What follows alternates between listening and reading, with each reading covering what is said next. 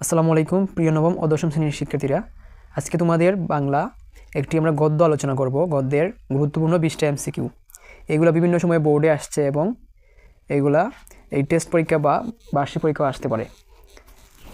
তো আজকের গদ্যটি হচ্ছে উপেক্ষিত শক্তির উদ্বোধন, লিখেছেন কাজী নজরুল ইসলাম। এই গদ্যটা সাধু ভাষায় লিখিত। তো ভিডিও শেষে অবশ্যই কমেন্ট করে জানাবেন যে কার কয়টা হয়েছে। তো চলেন শুরু করি। 1. উপেক্ষিত শক্তির প্রয়োজন যেসব ক্ষেত্রে। উপেক্ষিত শক্তি কোন কোন ক্ষেত্রে আমাদের প্রয়োজন? 1. সাম্যবাদী চেতনার বিকাশ, জাতীয় উন্নয়ন, গণতন্ত্র প্রতিষ্ঠা, সবগুলো।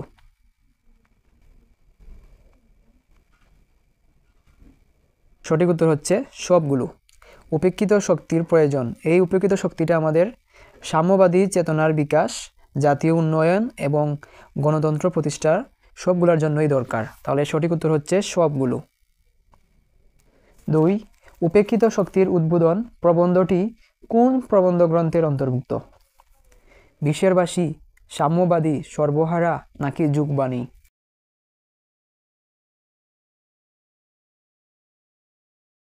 সঠিক উত্তর হচ্ছে যুগবাণী। তারপর কোনটি কাজী নজরুল ইসলামের রচিত প্রবন্ধ গ্রন্থ? এই যে প্রবন্ধ গ্রন্থ, এটা হচ্ছে যুগবাণী। তাহলে এই যে প্রথম তিনটা আছে, বিশ্বেরবাসী, সাম্যবাদী এবং সর্বহারা, এই তিনটা হচ্ছে কাজী নজরুল ইসলামের এই কাব্যগ্রন্থ, ঠিক আছে। আর এই যুগবাণীটা হইল প্রবন্ধ গ্রন্থ, যেখান থেকে এই গদ্যটা নেওয়া হয়েছে। 3. তথাকথিত ছোটলোক সম্প্রদায়ের প্রাণ কেমন? সরল, মুক্ত, উদার। তো এখানে কয়টা অপশন সঠিক?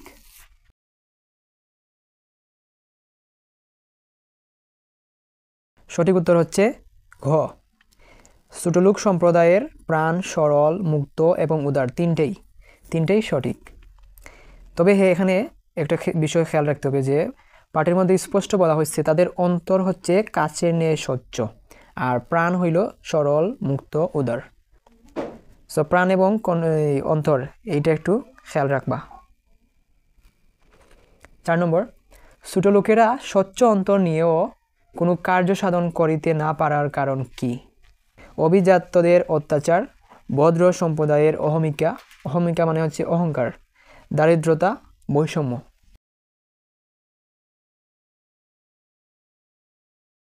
সঠিক উত্তর হচ্ছে আভিজাত্যদের অত্যাচার, এই জন্য তারা কোনো একটা কাজ করতে পারতেছে না, যদিও তাদের অন্তরটা স্বচ্ছ একেবারে।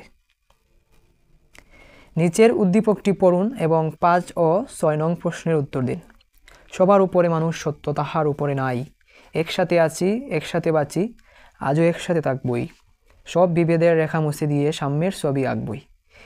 উদ্দীপকে উপেক্ষিত শক্তির উদ্বোধন প্রবন্ধের কোন দিকটি উঠে এসেছে? এই যে বি ও ইউ, এটা দেখাবার এই কনফিউশনে পড়ো না, এটা হচ্ছে বাংলাদেশ ওপেন ইউনিভার্সিটি, এখানে এই বইটা থেকে আমরা এই প্রশ্নটা কালেক্ট করেছি, ঠিক আছে। তো এখানে অপশন হচ্ছে বর্ণভেদ, জাতিভেদ, মানবতা, কুটিলতা।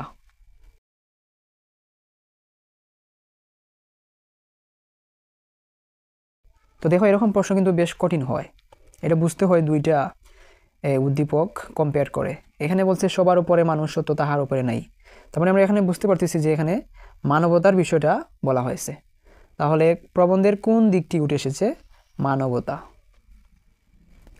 তারপর উদ্দীপক ও উপেক্ষিত শক্তির উদ্বোধন প্রবন্ধ অনুসারে মহাত্মা গান্ধী চরিত্রে যেটা নেই, অর্থাৎ মহাত্মা গান্ধীর মধ্যে যেই গুণটা নাই বা যেই দোষটা নাই, সেটা হচ্ছে জাতিভেদ, বর্ণপ্রথা, ধর্মভেদ। নিচের কোনটি সঠিক?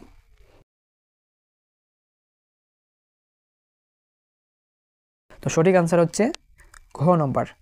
মহাত্মা গান্ধীর মধ্যে জাতিভেদ, বর্ণপ্রথা, ধর্মভেদ এই তিনটে খারাপ বৈশিষ্ট্যের মধ্যে কোনোটাই নাই, ঠিক আছে। তিনি সাম্যবাদী চিন্তার একজন মানুষ ছিলেন। 5 নম্বর, কাজী নজরুল ইসলাম ছেলেবেলায় কিসে যোগ দিয়েছিলেন? লেটু গানের দলে নাকি পুঁথি গানের দলে, কবি গানের দলে এবং কীর্তন গানের দলে? সঠিক আনসার হচ্ছে লেটু গানের দলে তিনি যোগ দিয়েছিলেন। 6 নম্বর, উপেক্ষিত শক্তির উদ্বোধন প্রবন্ধে লেখক যাদের হাত ধরতে বলেছেন? বিপ্লবীদের, উপেক্ষিত ভাইদের, হরিজনদের নাকি গণতন্ত্রকামীদের?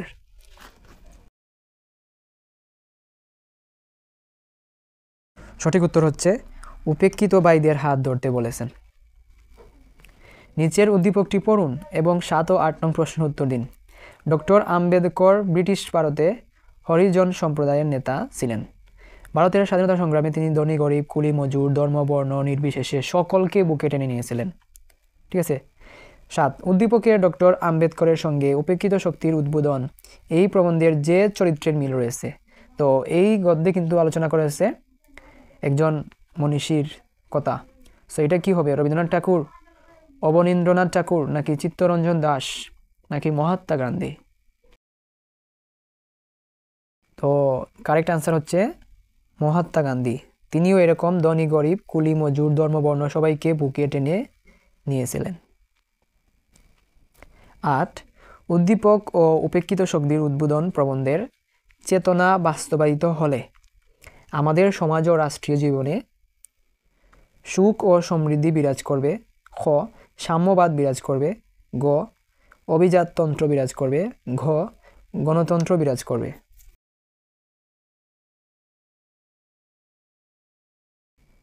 সঠিক উত্তর হলো সাম্যবাদ বিরাজ করবে। 9 হিন্দু বর্ণ ব্যবস্থায় নিম্ন বর্ণের লোককে কি বলা হয়? ছোট লোক, চণ্ডাল, ক্ষত্রিয়, ব্রাহ্মণ। সঠিক উত্তর হচ্ছে চণ্ডাল বা এটাকে বলে চারাল। হিন্দু বর্ণ ব্যবস্থায় নিম্ন বর্ণের লোকদের বলা হয় চণ্ডাল। 10 নম্বর প্রশ্ন, আজ আমাদের এত অধঃপতনের কারণ কি? আমাদের আজ এত দুর্দশার কারণ কি? ক মেহনতি মানুষদের প্রতি অবহেলা, স্বপ্ন রাজ্যে বিচরণ, গণজাগরণের অভাব, ব্যক্তিকে প্রাধান্য দেওয়া।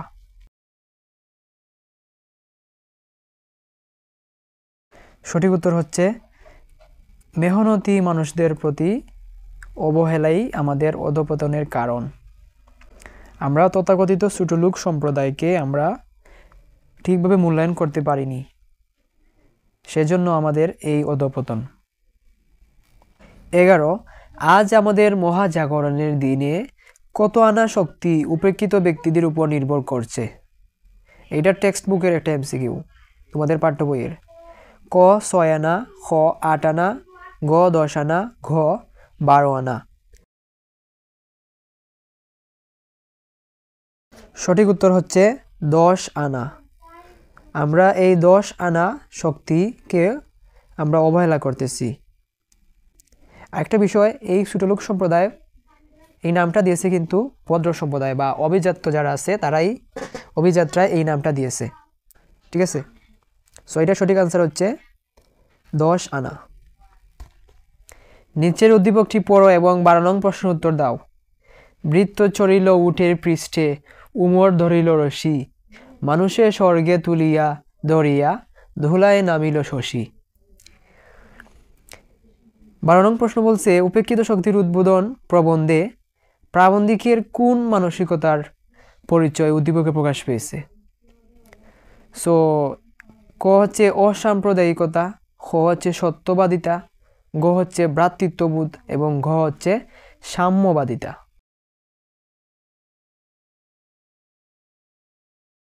কারেক্ট আনসার উইল বি ঘ সাম্যবাদিতা, অর্থাৎ মানুষের মর্যাদা সমান।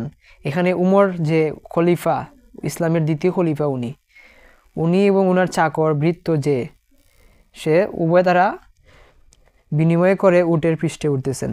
সো এখানে তারা মানুষের যে সমান বিষয়টা বুঝাইতেছে, তার মানে সাম্যবাদিতা। ঠিক আছে। তারপর এটা 13 নম্বর, উপেক্ষিত শক্তির উদ্বোধন প্রবন্ধে মূল কথা কি?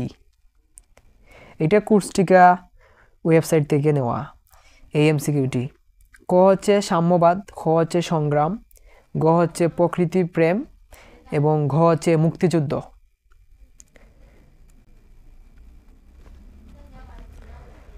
সাম্যবাদ অর্থাৎ মানুষের অধিকার সমান, ছোটলোক এবং অভিজাত সম্প্রদায় বলে কিছু নাই, মানুষের সবার মর্যাদা সমান।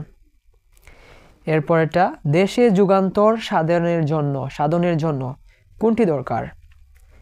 ক উপেক্ষিত শক্তির জাগরণ, খ শ্রমের পরিমাণ বৃদ্ধি, গ অভিজাত শ্রেণীর কর্মতৎপরতা বৃদ্ধি, ঘ বেশি বেশি কারখানা নির্মাণ।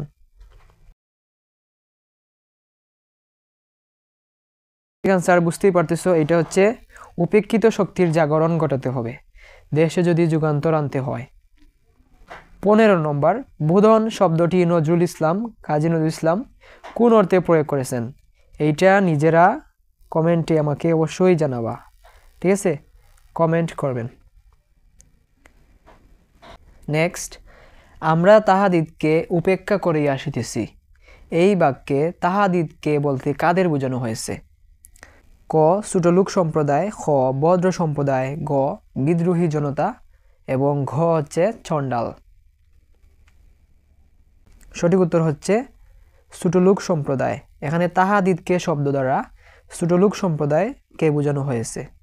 17, কোনো দেশে গণতন্ত্র প্রতিষ্ঠার অন্তরায় কোনটি? অন্তরায় মানে হচ্ছে রেজিস্ট্যান্স বা বাধা। কোনো দেশে গণতন্ত্র প্রতিষ্ঠার ক্ষেত্রে বাধা কোনটি? সাধারণ মানুষ, অভিজাত সম্প্রদায়, শ্রেণী বৈষম্য নাকি ছোটলোক সম্প্রদায়?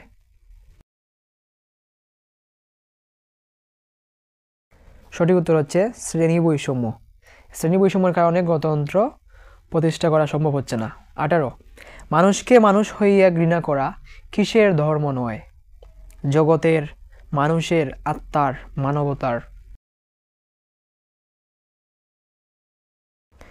সঠিক উত্তর হচ্ছে আত্মার ধর্ম নয়। এইটা গদ্যে বলা হয়েছে, মানুষকে মানুষ হইয়া ঘৃণা করা আত্মার ধর্ম নয়। 19 নম্বর, গান্ধীর আহ্বানে কোনটি উপস্থিত ছিল? অভেদ, ধর্মভেদ, জাতিভেদ, বর্ণভেদ?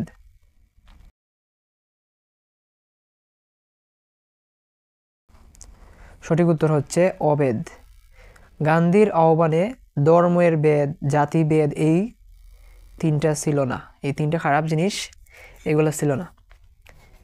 20, ব্যক্তির সমষ্টি নিয়ে গঠিত হয় সম্প্রদায়, জাতি, দেশ, শ্রেণী।